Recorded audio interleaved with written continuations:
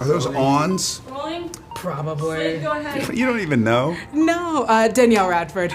No, I just refer to them as my like slip-on disability They're good. ones. I mean, I have that too. I chose that this morning also. Nice. One of the great things about this movie is that as all these characters are dealing with kind of the aftermath of this incident, these are very flawed characters, and I think a lot of audiences these days are very kind of used to that, like you're a good guy or you're a bad guy.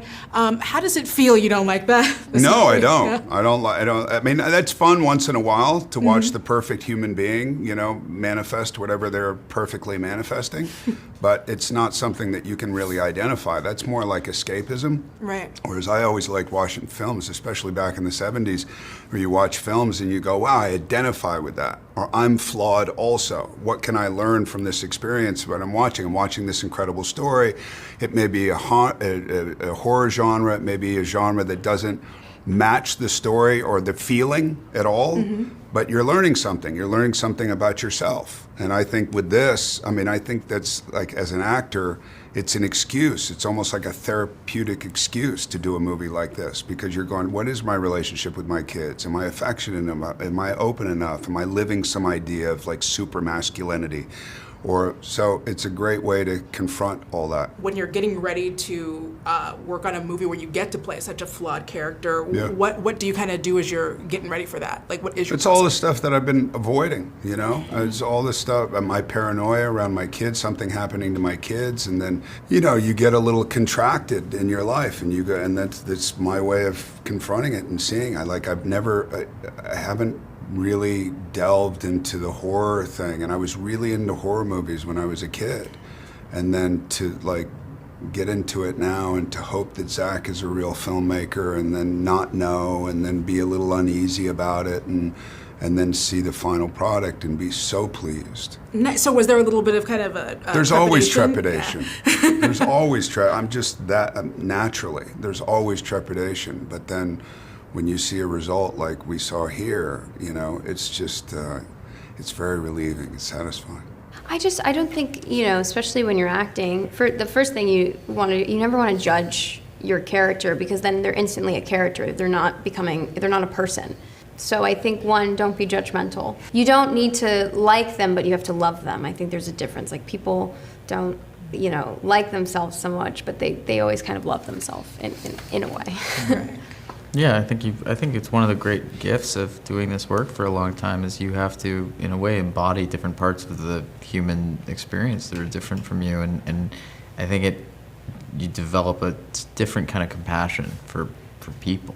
One of the best parts of the movie is you're following this format where every character gets their own kind of individual block. Yes. Where you really get to learn about them and how they're dealing with this incident and like the aftermath of it in this like small town. Yeah. And not every character in this is perfect. And I feel like a lot of the audiences now, it can be really hard to deal with characters who are flawed or more human and aren't just like good guys versus bad guys. Yeah. So as someone who is creating and able to kind of work that into your films, is that something that you give thought to, or are you just trying to write characters as human as you can? I just want them to be human and interesting. And perfect people are not interesting. Flawed people are interesting. I'm very flawed, and I try and put myself into all of these characters. And so I want to lean into, what about me is unique, and like I'm an alcoholic, and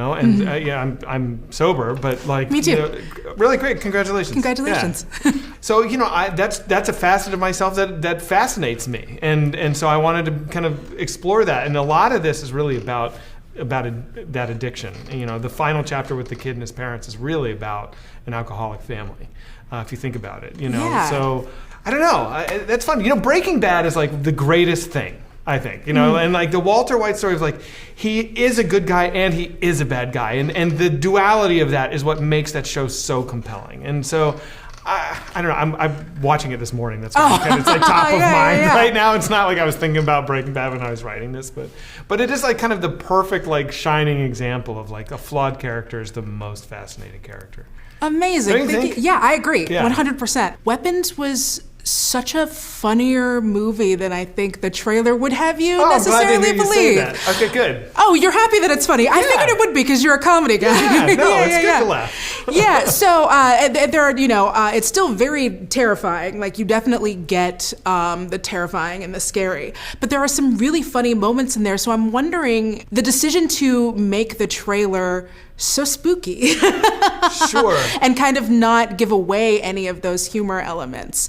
Was that something that you'd kind of like worked with the trailer house on, or something that you'd It kind of always had honestly in never mind? occurred to me to try and inject any comedy into the trailer Yeah. because that's not the point of the movie. The point of the movie is this. You Yeah, know what yeah. I mean? I think all the humor is just kind of a happy byproduct. So Yeah, so you were able to, as I mentioned, you were able to really balance out the mystery and what happened to these kids with being able to have those kind of moments of lightness and levity while still keeping it really, really scary. How is that a balance that you're able to? I honestly try not to intellectualize how am I going to balance. I try and just kind of let it come as it comes, and then worry about it when I'm done. So there's definitely some jokes on the cutting room floor that I thought were like going to be so good, and then we did a test screening and they didn't get laughs, and I feel stupid. And you cut them out. So I don't know. I don't have a formula. Obviously, this movie is terrifying, but there are also these great little nuggets of humor that are sprinkled throughout all of it. Is there a difference between how you kind of approach when you're dealing with the scarier stuff and then finding the balance to also being able to play some of the humor? Yeah, I think, especially with this project, the humor is really important because it feels like very like a Zach tone. But I also think too, like in every project, you have to find the humor because that is easy. It's likability with the character, and that's going to make the heavy scenes feel even more heavier in a way because you're rooting for the character that made you laugh. I kind of approach everything the same way and sort of forget about genre, and then you're surprised. Like, I would do scenes in this and Zach would be like laughing and I wouldn't even have registered that there is a comedic element to this, and it is this cool mixture of tones that's very much born out of who he is. Yeah. Alden's very funny though. Shooting with Alden, you're very funny. You are. Thanks. He knows it. He knows. Yeah, you know it. I feel like the movie itself has become its own character and has its own life beyond the actors in it or who's in it or this and that. It just seems like people, once in a while a movie will come along and you're like, I have to see that movie, I don't even know why. And it's because they haven't shown everything. They're not overselling it. Speaking of, there aren't a lot of things that we're seeing. It's surprisingly a lot more funny than I think the trailers and everything cut on. How were you able to play that and balance that with everything else you're doing? I think that was his tweaking, where he would come in because he's taken a genre that's a typical genre, the horror genre that's been around forever, but he's made it more absurd. He's made it tongue-in-cheek a little bit, but you never so much that you don't get scared or that you're not. So I think he's just using something to open audiences up. It's a very reactive genre, but I think he uniquely is treating it in a way that is 100% him. Perfect, gorgeous. So this movie, I would say the trailer for this is probably one of the most terrifying trailers our audiences have seen. What was your reaction when you first saw the trailer? I called Zach and I was like, congratulations.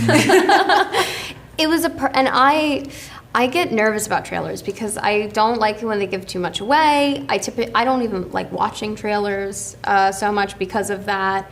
And I watched this and I was like very excited about the trailer. There's something in when I first read this movie where I was like, this is one of the best scripts I've ever read, and some of those elements that are like right at the beginning of the script, this kind of narration, like some of that's in the trailer, and it's amazing to see people really respond, even in that small little package, to this weird resonant thing that's alive in this movie. No spoilers, but you said you have that moment of reading the script. Did you see any of what happens coming as you're reading it, or were you as surprised as all of us were?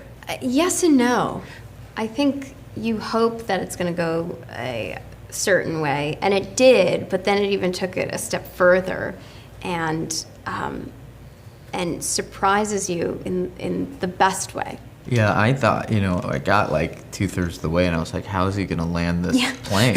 I'm like, where is it going? How is this going to end in a way that's satisfying? Because it's so dense. There's so many different characters, so much different histories and stories and all of this. How is the last chapter, so to speak, of the movie going to feel like a finale? And then it completely does, because I think that the way it ends is in a way where it goes the deepest for him. And so you feel that when you see it.